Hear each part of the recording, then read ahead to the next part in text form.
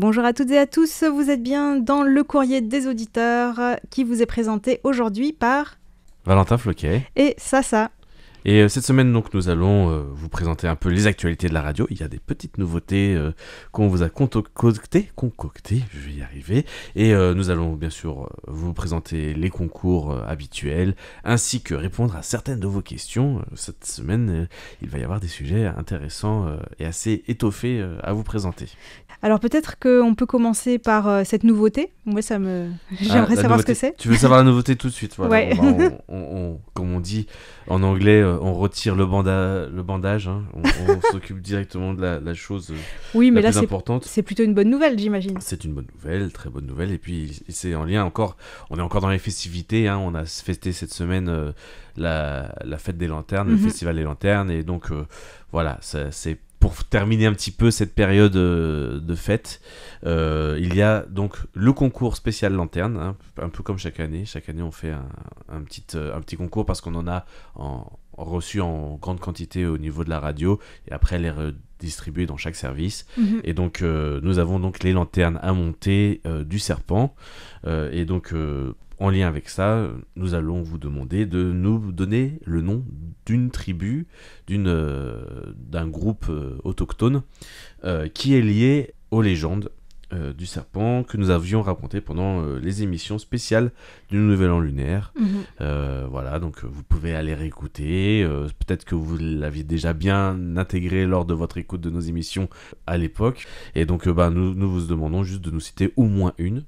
Si ça vous amuse, citez-en plus. Alors, c'est pas très difficile en plus. Donc je pense en plus, je crois qu'on aura pas mal de gagnants. Il y a donc il y a 20 lanternes à gagner. Super. Donc, voilà. Pour compléter votre collection de lanternes. Voilà, pour ceux qui collectionnent aussi depuis quelques années, ça peut être une belle collection. Et n'hésitez pas, quand votre collection est complète, de nous envoyer où vous exposez cette collection chez vous.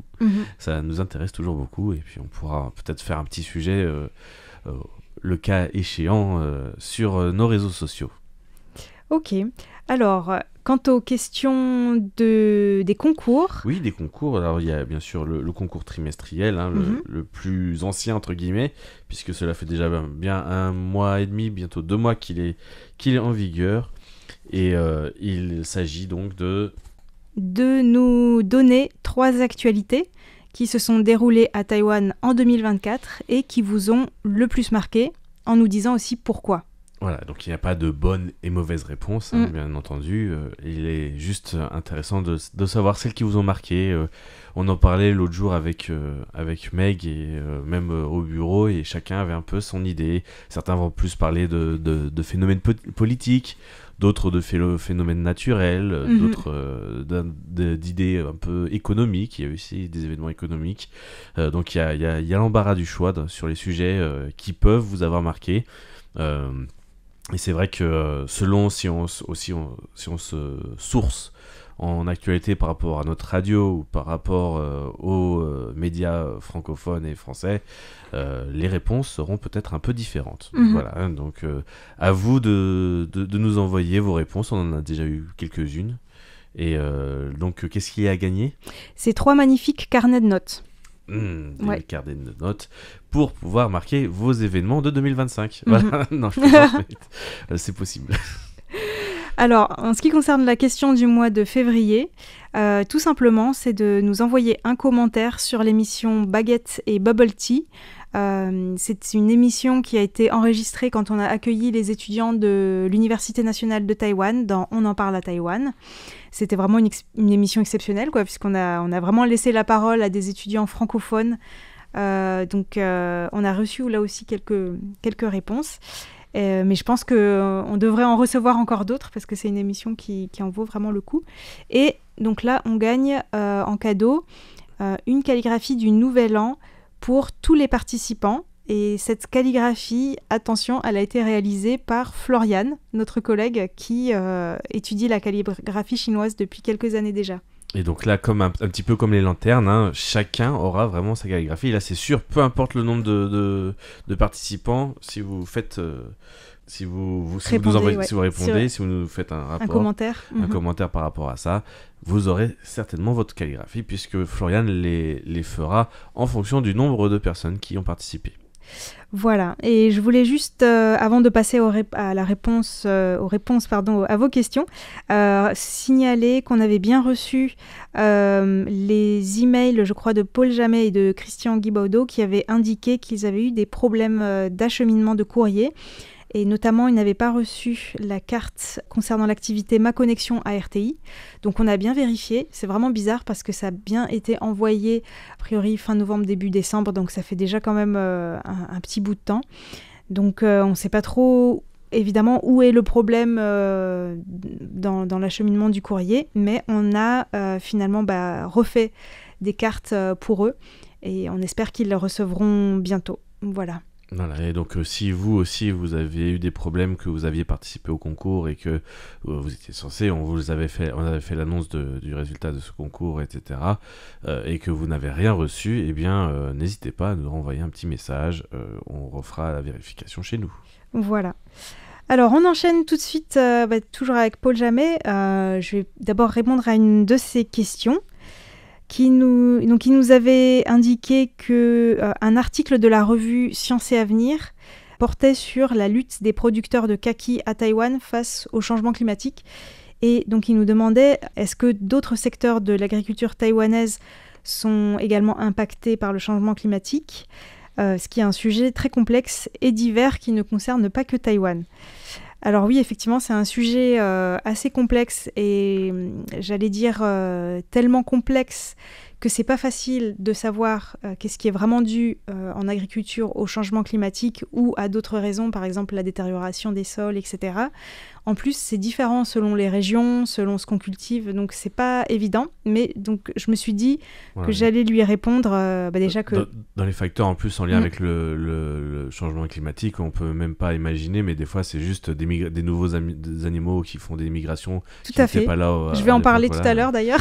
c'est vraiment très large aussi, et les conséquences peuvent être très éloignées en fait. Et on peut pas forcément faire le lien directement avec les changements climatiques. En tout cas, il y a quand même un impact, mais il n'est pas facile à mesurer. Et donc, il est très divers aussi selon les régions, selon ce qui est cultivé. Mais ce que j'ai constaté, c'est que ces dernières années, il y a pas mal d'articles de presse qui concernent l'impact du changement climatique sur les plantations de thé à Taïwan. Le thé qui est aussi quelque chose d'emblématique dans ce qui est cultivé à Taïwan. Donc, ça fait au moins depuis 2022 que des cultivateurs de thé ont commencé à tirer la sonnette d'alarme, notamment dans un article du magazine Tianxia, qui parle des plantations de thé Baozhong à Sheding, dans le nouveau Taipei. En fait, c'est des plantations qui se sont développées dans les années 60 et dans les années 80, ils ont déjà été très très touchés parce qu'il y a eu un barrage qui s'est construit et donc le réservoir de ce barrage a fait qu'il y a une grande partie des plantations qui ont été submergées sous l'eau. J'arrive pas à situer où c'est Sheding, désolé, peut-être que je te pose une colle, mais... C'est au sud-est de Taipei. Et donc là-bas, les fermiers ont déjà remarqué qu'il y a eu des conséquences du changement climatique ces dernières années, parce qu'il y a de plus en plus d'épisodes de grande chaleur et de sécheresse. Donc il faut savoir que les théiers poussent le mieux entre 18 et 25 degrés, et au-dessus de 30-35 degrés, ils poussent très mal ou carrément plus du tout. Il y a un phénomène de brûlure des pousses. Et donc d'après ces fermiers, et aussi les relevés de température, il y a de plus en plus de jours très chauds ces dernières années à Taïwan et notamment dans cette région. Et les fermiers ont aussi observé une différence de plus en plus forte des précipitations qui sont de plus en plus concentrées au moment des typhons et de la pluie des prunes, mais du coup en dehors de ces moments-là, il pleut moins. Certains producteurs ont tendance à penser que depuis quelques années, c'est de plus en plus difficile de planter des théiers en dessous de 800 mètres d'altitude parce qu'il fait trop chaud. Or, les thés Baozhong, comme ceux qui sont plantés à Sheding, et les thés Dongding, par exemple, qu'on trouve à Nantou, par exemple, eux, ils sont plutôt en basse altitude. Donc, ils sont assez impactés et il y a certains fermiers qui essayent de changer peut-être de variété de thé qu'ils plantent pour des variétés qui peuvent mieux supporter la chaleur. Et donc, dans un article de 2024 de Tianxia, qui se penche sur les plantations de thé, là plutôt de haute altitude de Alishan, qui sont assez célèbres. En fait, selon le ministère de l'Agriculture, la production de thé dans le district d'Alishan et dans 3 autres districts autour a diminué de 13,5% en 10 ans.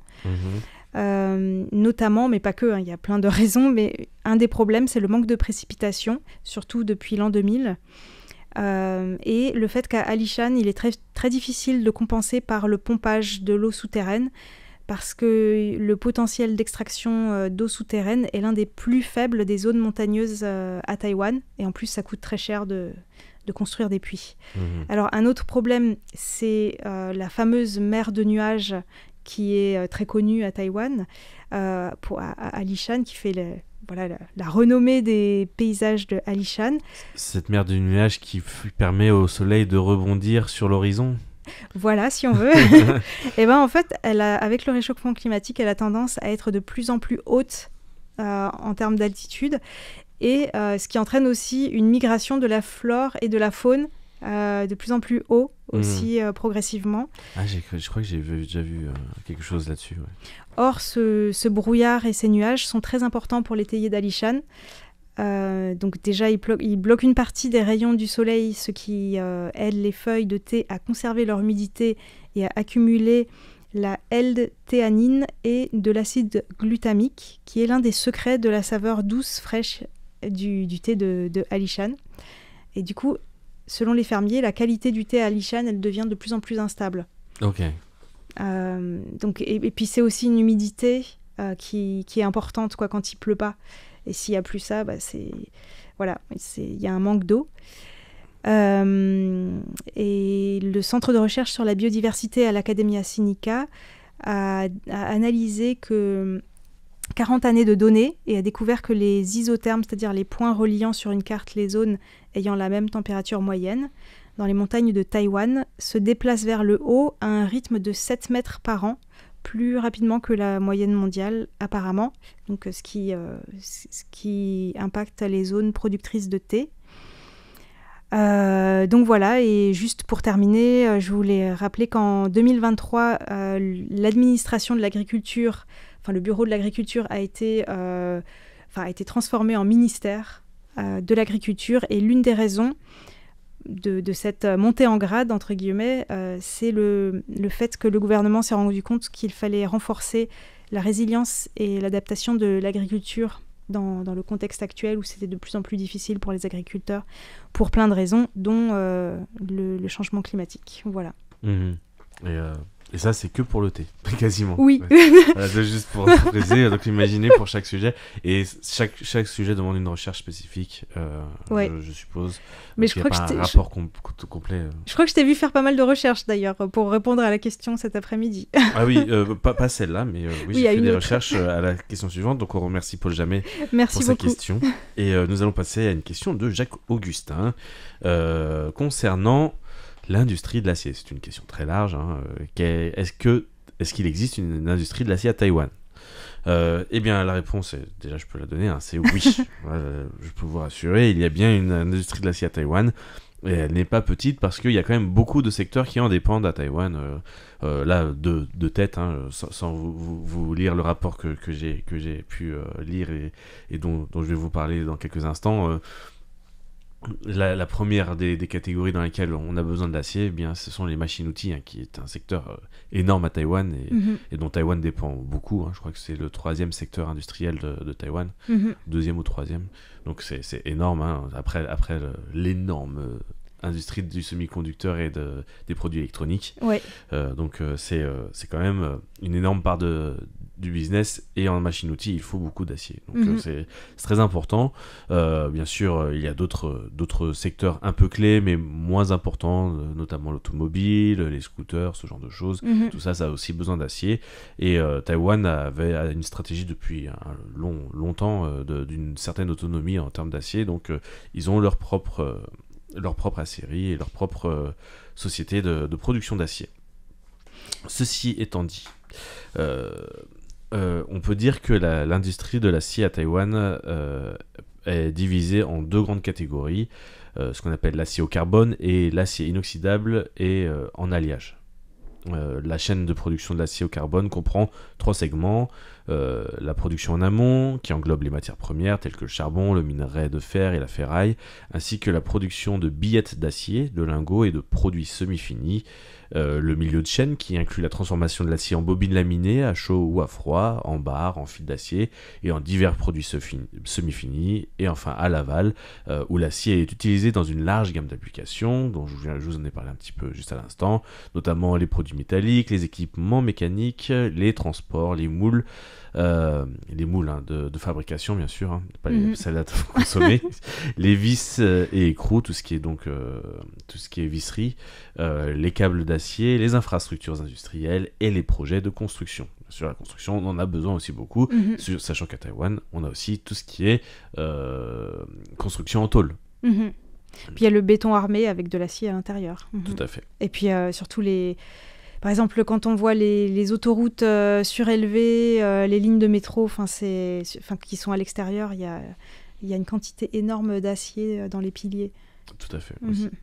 La construction, ouais. Donc, la structure de la chaîne de production de l'acier inoxydable est similaire à celle de l'acier au carbone, bien qu'elle inclue une étape intermédiaire de découpe et de fabrication de tubes, tandis que ces applications en aval sont identiques à celles de l'acier au carbone. Et donc, on va aller un petit peu plus dans le détail. L'amont de l'industrie sidérurgique repose sur l'approvisionnement en billettes d'acier et en billettes d'acier inoxydable. Donc, pour les 2 secteurs, pour les 2 grandes catégories, qui doivent être raffinés par des procédés de production spécifiques. Il existe 2 méthodes principales de fabrication de l'acier, la sidérurgie par haut fourneau et la sidérurgie par four électrique. Donc les hauts fourneaux, c'est de la fusion, etc. À travers, souvent c'est utilisé avec du charbon ou ce genre de matériaux, alors que le four électrique est un petit peu moins chaud en général. La production par haut fourneau utilise principalement donc du minerai de fer et du charbon coquéifié, ce qu'on appelle également du charbon métallurgique, et environ 98% du minerai de fer est destiné à la production d'acier. Les aciéries combinent minerai de fer, charbon coquéifié et calcaire dans des hauts fourneaux pour produire de l'acier brut qui est ensuite transformé en divers types de produits en acier selon les besoins. C'est vrai qu'on a des codes, je ne sais pas si tu connais un petit peu l'acier, mais il y a des codes pour chaque type d'acier, avec des aciers plus malléables, des aciers plus conducteurs, des aciers plus résistants à la rouille, etc., sans être inoxydables. Il y a des aciers non inoxydables sont parfois résistants à la rouille. Et donc tout ça, c'est tout ça à savoir, c'est le monde de la métallurgie. J'ai une toute petite formation avec mon ancien travail, mais je pourrais pas vous donner tous les détails, mais c'est très, très, très, très détaillé. Déjà là, je trouve que c'est bien que ce soit toi qui aies répondu à cette question, parce que c'est beaucoup plus détaillé que ce que j'aurais pu faire. Donc à Taïwan, l'entreprise représentative dans ce domaine est Taiwan Steel Corporation. La sidérurgie par four électrique utilise principalement de la ferraille comme matière première, étant donné que Taïwan ne produit pas suffisamment de matières premières et d'énergie pour couvrir ses besoins en acier. Il dépend fortement des importations par la ferraille, l'acier brut et les billettes, ce qui limite le développement des entreprises sidérurgiques locales. Actuellement, l'entreprise est la seule aciérie à Taïwan disposant d'un processus de production totalement intégré. L'acier inoxydable est un acier spécial contenant plus de 12% de chrome, ce qui lui confère des propriétés anti-corrosion et une grande résistance à l'oxydation. Tout à l'heure, je parlais aussi des différents codes de propriété d'acier, que ce soit inoxydable ou non. Il y a aussi le fait que ces aciers soient magnétiques ou non. Voilà, donc ça m'est revenu à l'esprit. Et donc pour continuer, il est largement utilisé dans la fabrication. On parle toujours de l'acier inoxydable. Il est largement utilisé dans la fabrication d'ustensiles de cuisine, de pièces automobiles, de matériaux de construction, de matériel médical et dans l'industrie électronique. L'acier inoxydable nécessite l'utilisation de nickel et de chrome, donc je viens de le dire, qui sont des métaux coûteux, ce qui fait que son coût de production est environ 5 à 10 fois supérieur à celui de l'acier au carbone. Par conséquent, toute fluctuation du prix de ces métaux, les deux métaux, le chrome et le nickel affectent considérablement le marché de l'acier inoxydable. Cependant, un avantage clé de l'acier inoxydable est qu'il est recyclable à 100%. Une fois que vous avez produit de l'inoxydable, vous pouvez le recycler. Et donc, à Taïwan, les industries font un gros effort de chercher de l'acier inoxydable en seconde main, entre guillemets. Je me souviens que, il y a pas mal d'éco-constructeurs qui cherchaient des toits en acier inoxydable. Et que ces dernières années, en raison de la hausse du prix des matières premières, le prix avait beaucoup augmenté à Taïwan. Oui. Et donc, les matières premières nécessaires à la production d'acier par hauts fourneaux comme le charbon métallurgique et le minerai de fer sont principalement importés. Les principaux pays exportateurs de minerai de fer sont l'Australie et le Brésil, tandis que la Chine est le plus grand importateur de minerai de fer, représentant environ 75% de la demande mondiale. Wow. Donc, quand la Chine a besoin de fer, en général, on s'aligne sur les prix. C'est ce que ça veut dire. Le minerai de fer est la matière première essentielle pour la production d'acier et son approvisionnement mondial est dominé par 3 grandes entreprises minières. Il s'agit de Rio Tinto, au Brésil, oui. C'est brésilien, BHP et Vale.